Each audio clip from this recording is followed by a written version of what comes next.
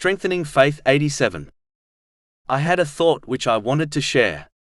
I was pondering over the countless people in this world, and the countless different paths they are journeying down. This in itself is an indication of the infinite power of Allah, the Exalted. Even though there are billions of people, yet no two people walk the exact same path in life. Understanding these signs strengthens one's faith, but this chapter will discuss something else. Whenever a Muslim finds themselves on a lawful path, they should firstly show true gratitude to Allah, the Exalted, by using the blessings He alone granted them in the way prescribed by Islam. The other important thing is that a Muslim should never look down on others, believing that their path is somehow superior to the path of others, especially those who are on a lawful path also. This only leads to pride, which will lead one to hell. This is confirmed in a narration found in Sahih Muslim, number 266.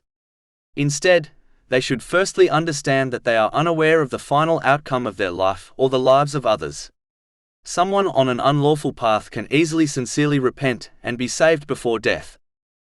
Secondly, in the case of others on a lawful path, a Muslim should understand that each person has been granted the best path for them, which differs from the best possible path of others.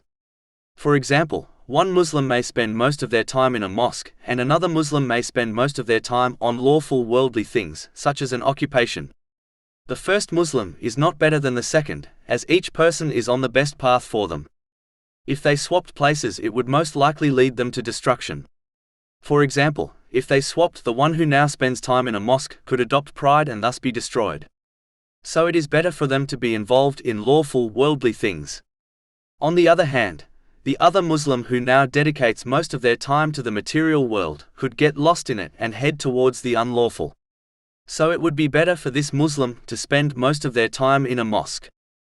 Therefore, Muslims should never be jealous nor look down upon each other, as each person is on the best possible path for them, as long as this path is lawful. This attitude will always lead to humility and mutual love for each other, and according to a narration found in Jami'a, at-Tirmidhi, number 2510, sincerely loving each other for the sake of Allah, the Exalted, is a characteristic which leads one to paradise. It is important to note, this discussion does not mean one should not try to improve themselves by acting on the teachings of Islam. It means they should be happy for others who are journeying down a lawful path.